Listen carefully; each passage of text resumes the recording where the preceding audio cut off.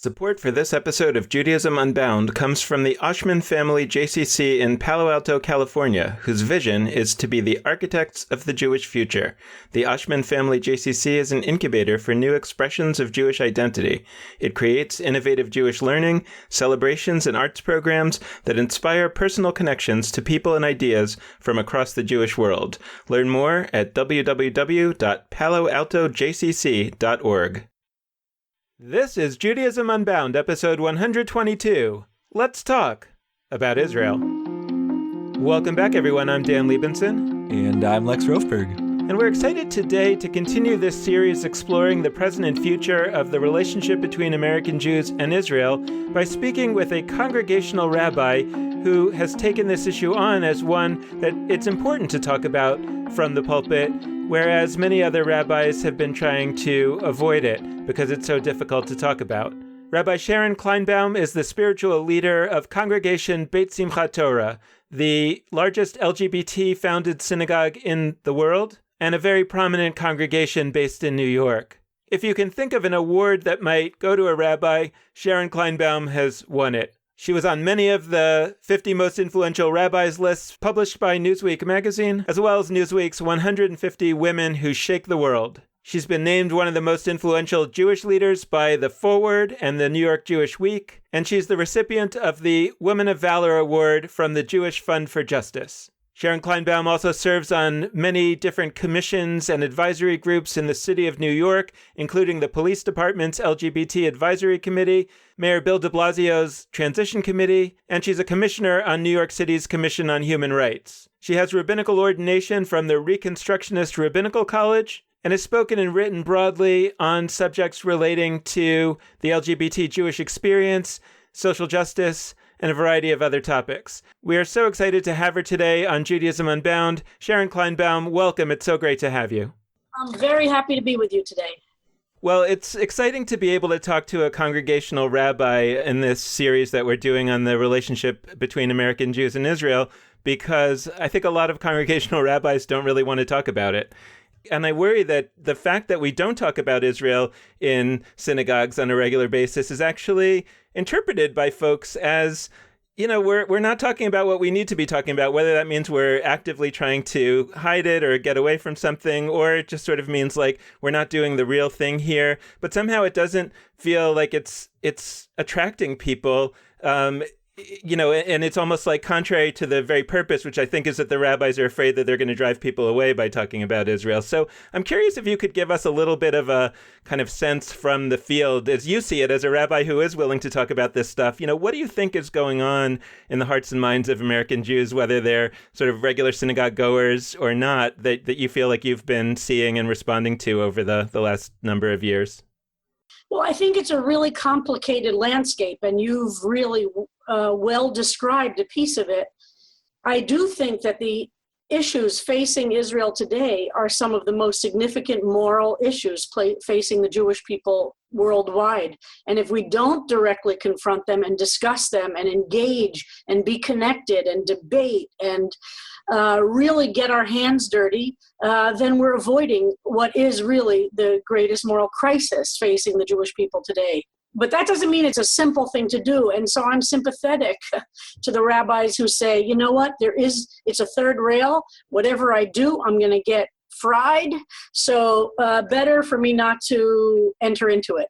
And we live in a world in which rabbis feel afraid of jobs or loss of income, or major donors have a particular position, or just it's such a major headache. It's really hard to deal with. So I'm sympathetic to how complicated it is. And I have experienced it here at CBST, which is our congregation here in New York City, Congregation Beit Simchat Torah. So when I first came to CBST in 1992, CBST was not a significantly progressive lefty synagogue by any means. It was a community of gay Jews who were very much, there's a lot of anxiety about being visible on a lot of issues because of what the world was like for gay people at the time. CBST was founded in 1973 by a very small group of gay people who wanted to do something totally radical, which was to be openly gay and deeply Jewish at the same time. Until that moment in 1973, those options did not exist. Either you were gay and you had to leave the Jewish community if you were going to be open about it, or you could stay in the Jewish community, but you had to be super closeted or in denial or completely sublimate. So Israel was a complicated issue for CBST to be out and visible about in anything but a very pretty standard mainstream Jewish position. And what's really interesting about the queer world and Israel now is that there are tremendous divisions in the gay Jewish community itself around issues about Israel. We have people in the synagogue who are to the right of Likud and are would say they're on the far right of the spectrum around Israel politics. And we have members of the synagogue who support BDS, who identify as anti-Zionist, and are very much in that camp. So we have a range here that's very complicated to negotiate. And this is where I hold American Jewish life really to task, not because I object to X, Y, or Z's particular position on Israel, but because I really object to what I think is censorship of a robust debate about really complicated issues. I don't personally support BDS, but I respect a lot of people who do. And why would I be afraid to discuss and engage in discussions about it? We Jews are an intellectual people, theoretically. We've been engaged in debate of ideas forever, theoretically. All of a sudden, this idea has become completely forbidden to even be raised in a Jewish setting. That I really object to. And I think we as a Jewish people are deeply hurt by not engaging with these issues directly and with honesty and integrity, which means disagreement. And I've been called unbelievable things. It only strengthens me that we need to be doing more of it.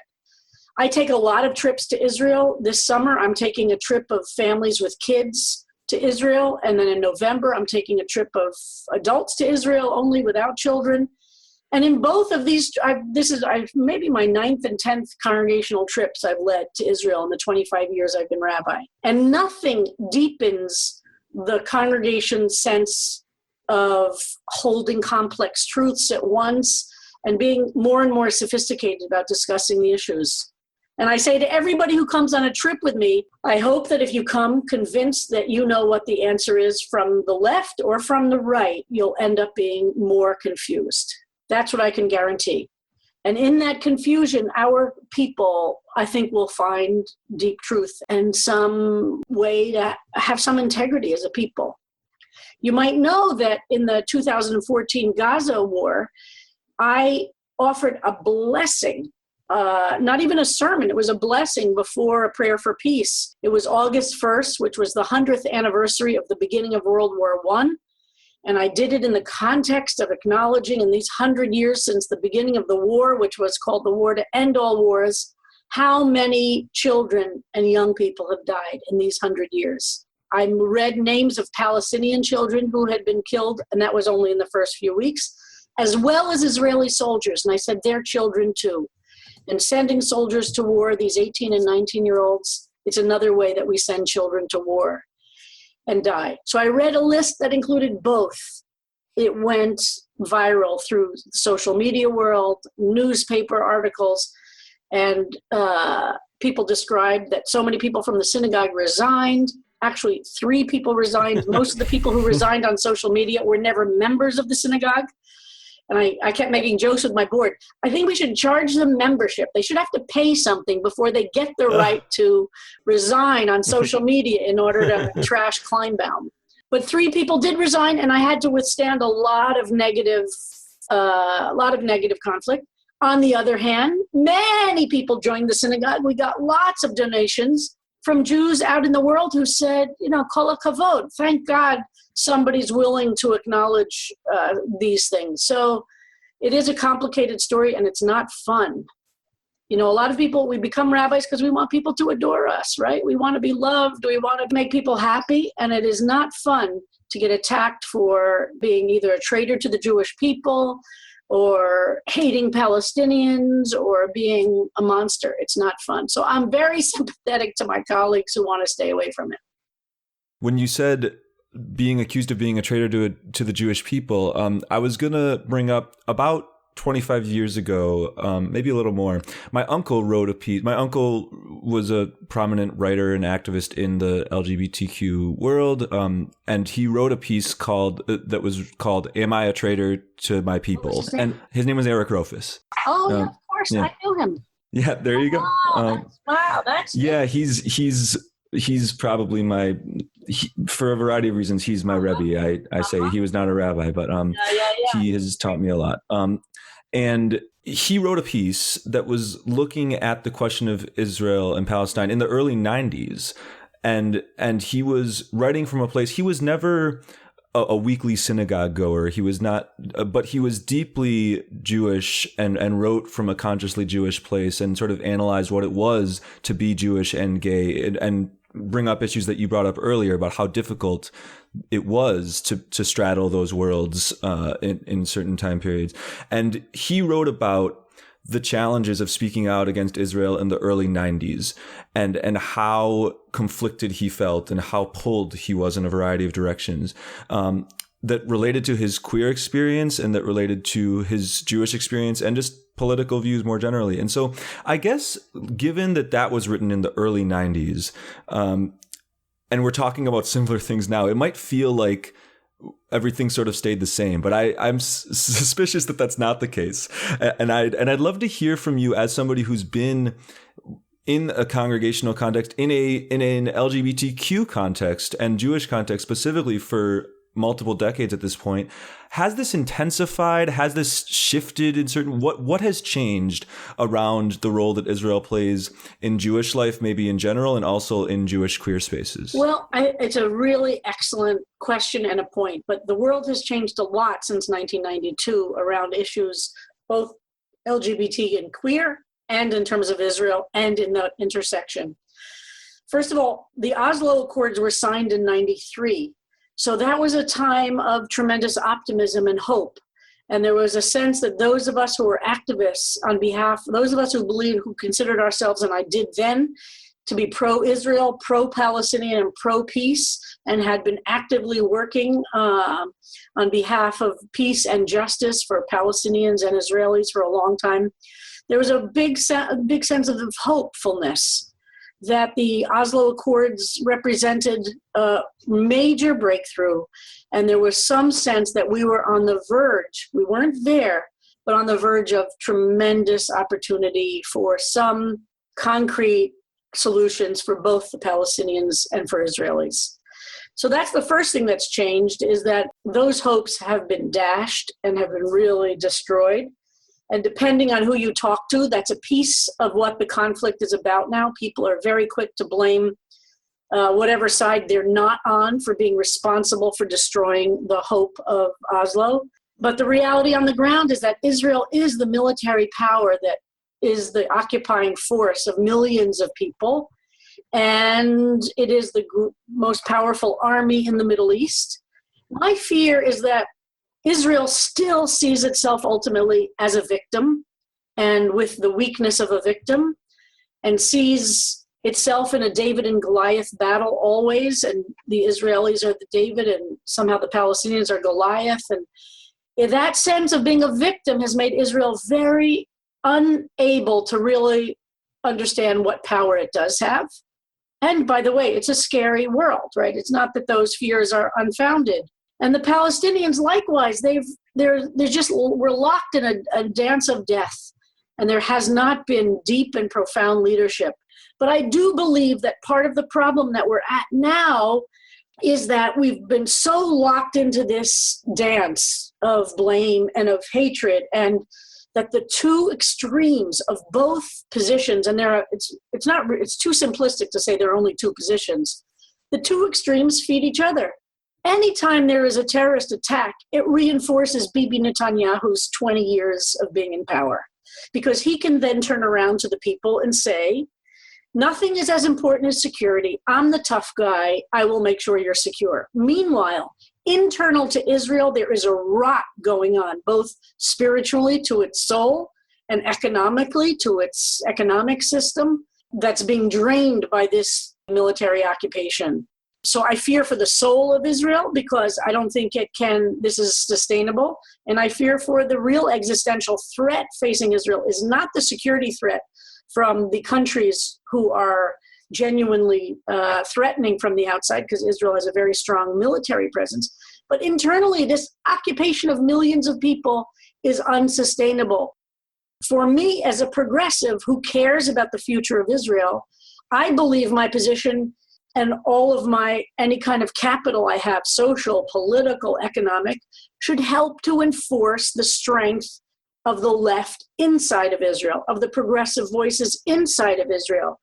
The big difference between South Africa and Israel, and I was somebody in the 70s very active in the divestment movement from South Africa, protesting apartheid, is that it was illegal in South Africa to have an opposition. So in South Africa, if you opposed the apartheid regime, you were either had to go to exile, you got killed, or you were imprisoned. There wasn't a legal opposition. And in Israel, there is a progressive left that is fighting for the heart and soul of Israel. And I feel like the left in America has abandoned the left inside of Israel. And BDS, in many ways inside of Israel, only strengthens Bibi Netanyahu. He loves talking about it. He loves using it as a way to show the world is against Israel and strengthening the real anti-Israel left that exists, which is very powerful. And believe me, I think Israel helps to support that. It is a much more complicated position I'm taking, and it's it's nuanced, and it leaves me with not so many friends, right? So there's a queer gay world now which has completely embraced an anti-Israel, pro-BDS position.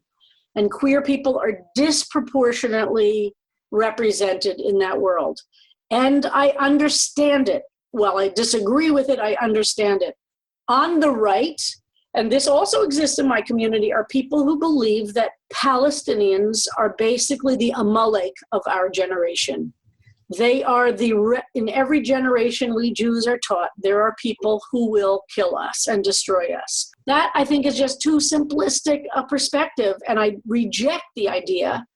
But what happens for my people who believe that that's true, and that if we let down our guard, we Jews will be destroyed? My question for rabbis is, how do we talk about all of this? How do we just bring it out of the closet and engage in it? And it's not easy because people, they go nuts. And that's really what I wanted to ask you about, because, even on your bio on the synagogue's website, it talks about how you came to CBST during the AIDS crisis and how your pastoral presence was so important at that time in that community, as we all can understand. And so I really want to talk to you on the level of sort of the rabbi as pastor and psychologist and understanding what's going on with people. And because I worry that that's a place where our rabbis have kind of fallen down on the job, in that because of the fear that you talked about, which of course we all understand, and frankly, we're struggling with the same fears in doing this series of episodes and decided to lean into it. But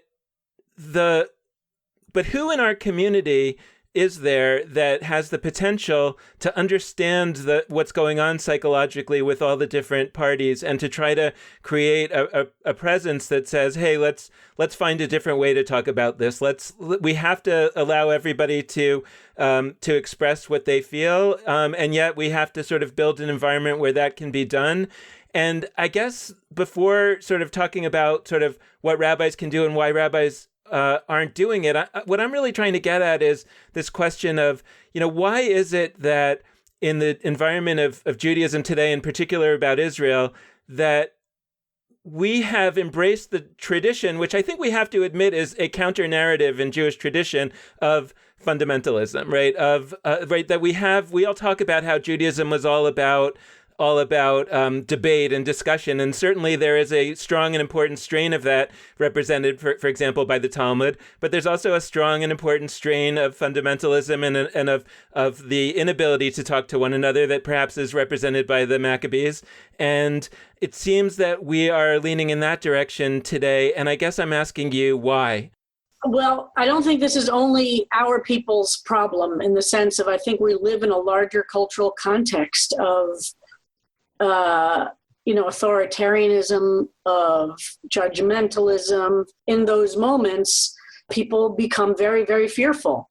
And fear is a very difficult place from which to make decisions and it's not a place that most people can have soft edges. When people are afraid, they get very rigid. It happens kind of politically and morally and socially, and people feel attacked. They feel like this is the end of the Jewish people. I understand they get very rigid and really fearful. And I'm very moved by some of the movements that are happening among young Jews who are saying, we don't want to live that way anymore. Listen, after the election took place, the Friday after the election of November of 16, I woke up that morning and I thought, God, I feel really afraid. What's going to happen? And I thought, but what about Muslim Americans? How do they feel this morning when they are going to their weekly Jumu'ah prayer service, which is their major communal service, in a country that has just put into office a man whose entire campaign was based on his opening speech, which was anti-Muslim, anti-immigrant? How do they feel? So I'm connected with an imam here in New York, and I asked a few of the clergy on staff with me here to meet me at the mosque with 100 red roses and signs we made on the subway that said, Jewish New Yorkers stand with our Muslim neighbors. And I saw as people started approaching, you could see them. Who are these people standing in front? Are they protesters? Are they anti-Muslim? And as they saw our signs and as we handed out the roses, there were tears, hugs. They wanted to take selfies with us to send to their mother to say, look, there are people in New York who are, and every Friday since then, CBST has had a presence at the mosque. We can't necessarily impact some of the biggest issues, but we can make relationships with Muslims here in New York City, cross barriers, acknowledging that there might be some differences we have, but saying, how do we see each other as human beings?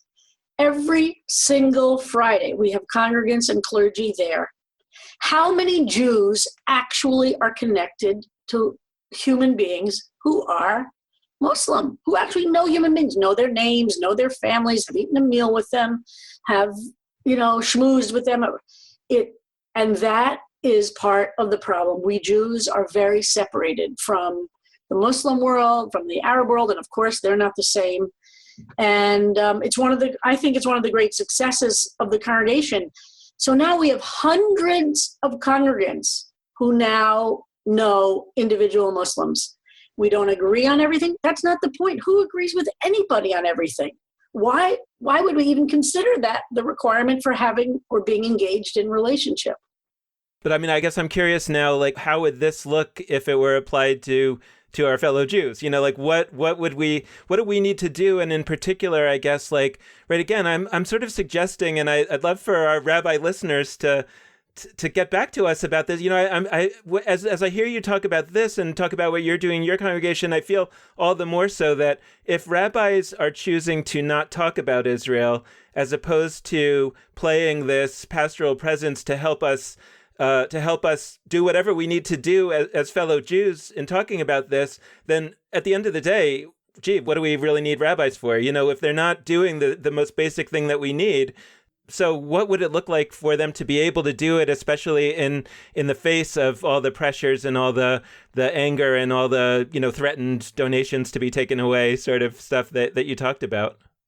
Well, and those are really real. The generation of rabbis being able to speak about whatever they want to speak about from their pulpit doesn't exist anymore.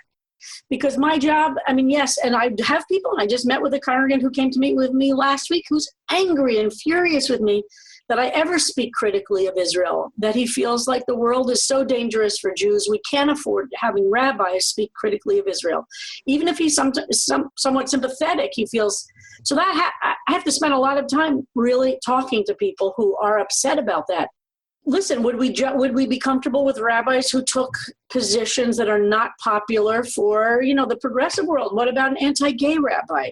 I actually support that. I personally believe it's important for rabbis to be able to take political positions. There's obviously going to be feedback and how to create a container in which they can happen. But listen, there are a lot of people who hate me. There are a lot of people who, it's not like you can measure my success because you won't find me getting trashed in social media from people on the left and people on the right. It depends what you mean by success.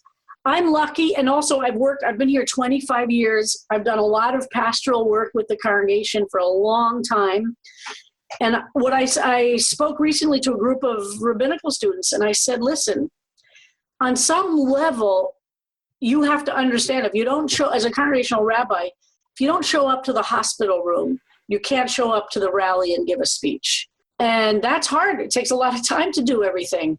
I've built up a fantastic team of clergy at CBST over these years. So we have a team to be able to do a lot of the work. But, I know of a rabbi who left the synagogue and charges that the reason that they left the synagogue was because of politics. But I actually know that the congregants were upset that this rabbi stopped really showing up at the hospital, stopped doing weddings, and stopped doing funerals in a way that made the congregation feel taken care of.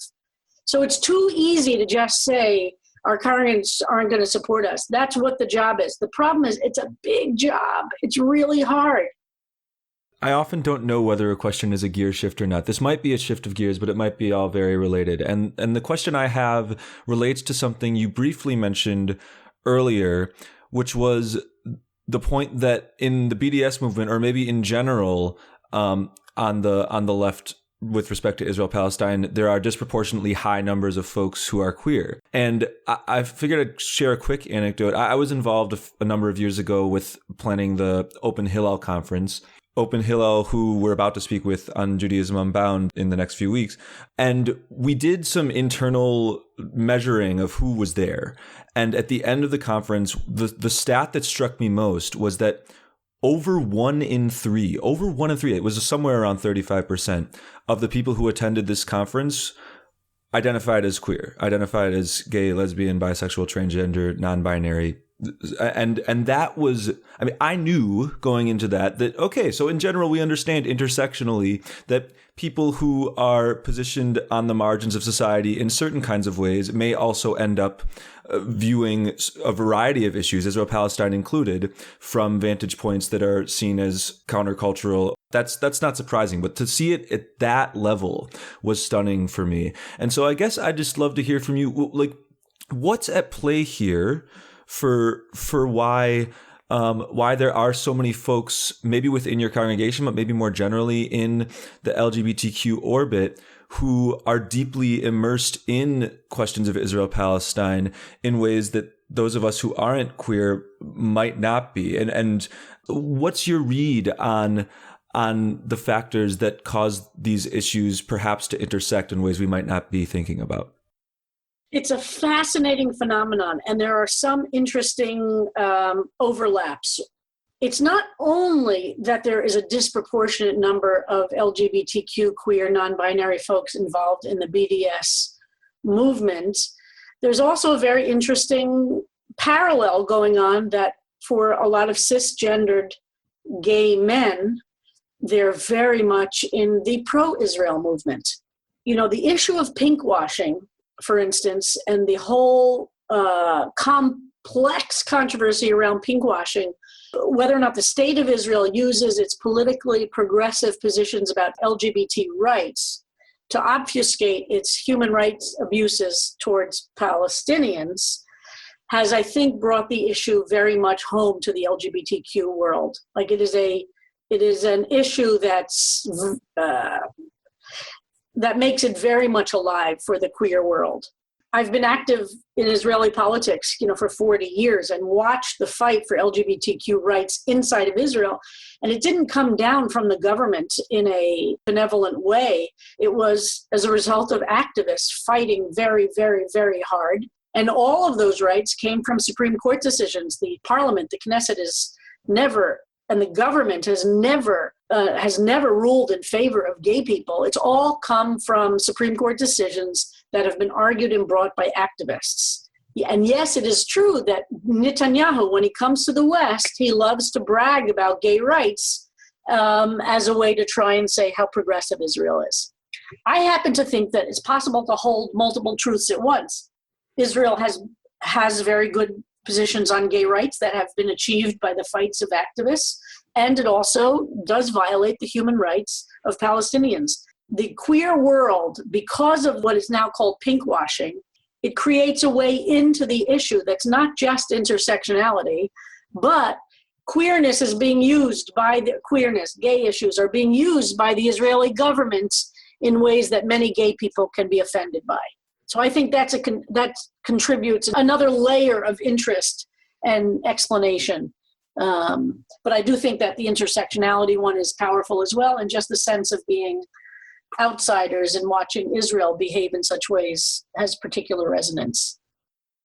I'd love to hone in a little bit more on the question of boundary policing that happens in the Jewish world, because I know you've spoken out really actively about those kinds of issues. And I mean, for me, it's so powerful. I mean, it's fascinating to hear from someone like you who says that they actively promote the speech rights of those who would restrict yours. I mean, you said earlier that you actively support the right of rabbis who don't approve of gay and lesbian relationships, for example, to espouse those views.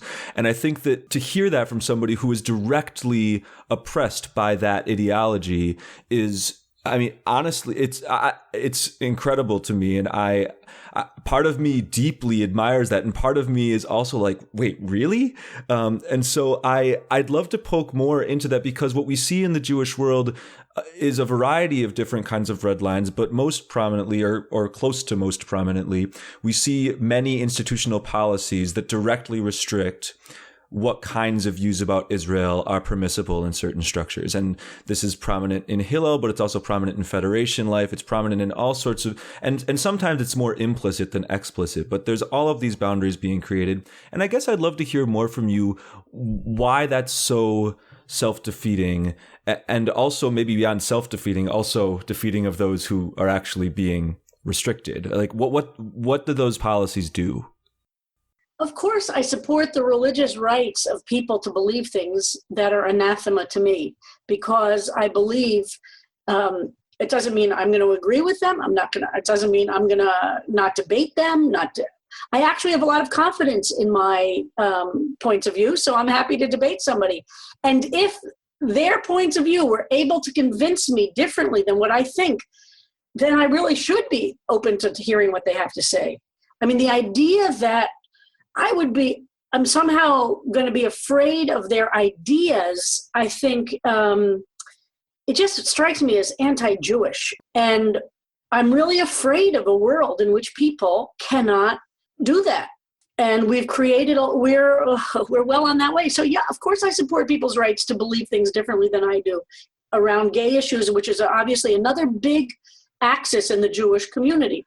Obviously in the liberal Jewish community, I've watched in the 40 years of my adult activism, I've seen those changes happen, but I also know those changes can be ephemeral, and I don't assume they're here forever. And I think people are a little too quick to only feel safe if they don't hear ideas that they disagree with. When I first became very public as a gay activist, of course, I engaged with people who deeply disagreed with me. If I didn't, there wouldn't have been a lot of people to talk to. What the world was like 40 years ago, I'm 59 now. I came out when I was 18 years old. If I didn't talk to and engage with and push and prod and listen to people who disagreed with me, there would have been very few people to talk to. And how would I have had an impact on changing what they think? Now we have to worry about when ideas are codified into law.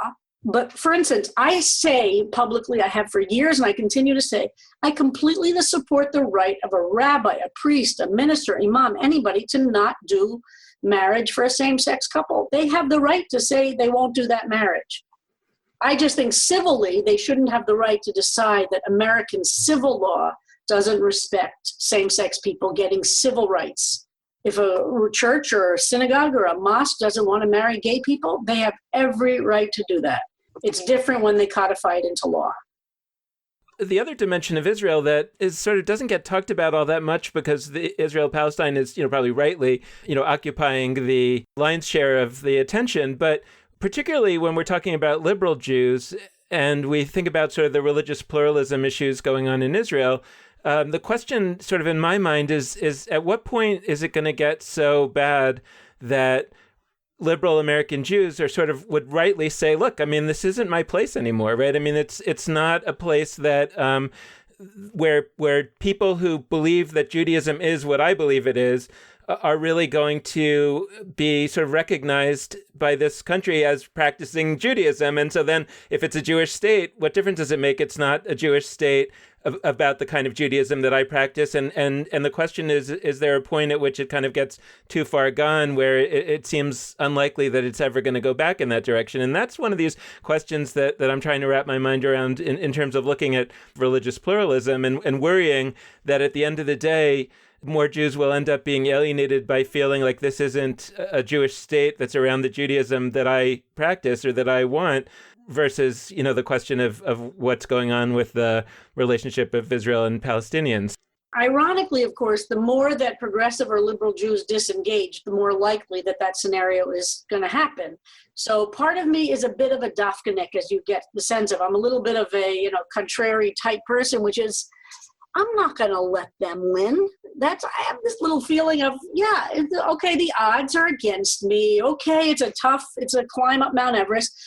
But when I came out in 1977 as an 18-year-old, there was not a single marker anywhere in the world in which I lived that it was going to be okay to get married in 2018. Nothing.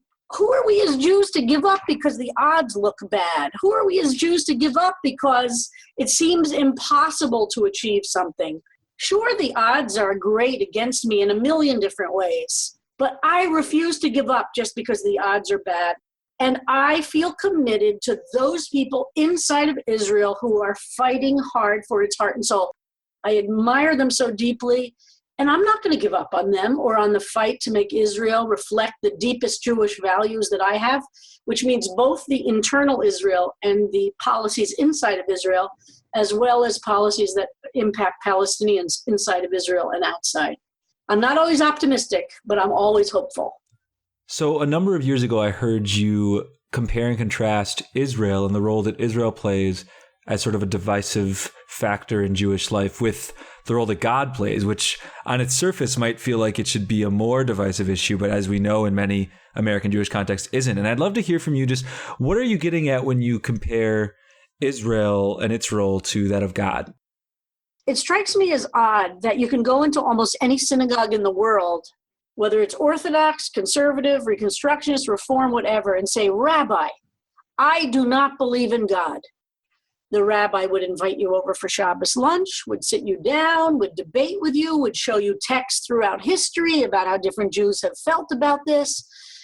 Or if you said, Rabbi, I'm angry at God, or I think God is a petulant, angry, punishing figure in the Tanakh, the rabbi would pull out books and sit with you and talk to you about it and argue with you, etc. But if you go into most of these synagogues and say, Rabbi, I don't believe in the state of Israel, you'd be thrown out. You wouldn't have a place in those synagogues. That's what strikes me as completely bizarre. If God is strong enough to be able to have Jews question God's existence or question God's behavior or be angry at God, which is throughout Jewish literature an appropriate and often cited examples of the great rabbis being angry at God. But somehow Israel isn't strong enough to withstand that kind of scrutiny or disbelief or anger. That's ridiculous to me. That is just on the surface ridiculous to me. But that's sort of my question is like, so one interpretation of that is that God is strong enough to take it, but Israel isn't. And another interpretation of that is at the end of the day, the rabbis, they don't really believe in God that much either, right? But Israel they believe in, for whatever reason. And I don't know what it is, but I'm struck by exactly the same thing that you described. Like Spinoza was excommunicated because of God, but nobody would be excommunicated because of God today. Well, I think in fairness, and this is where There are multiple realities we have to hold at once, which is exhausting and complicated. So in reality, there's raging, virulent anti-Semitism in the world today. Absolutely, on the right and on the left. And there are anti-Semites who use anti-Israel rhetoric as ammunition. But that doesn't mean all criticism of Israel is anti-Semitic. But yes, some anti-Semites are definitely using Israel as part of their ammunition. Mm-hmm. Well, those are kind of complicated things to hold. And when you hear anti-Semites using Israel, it's easy to say, okay, we've got to build up the barriers. We've got to protect ourselves.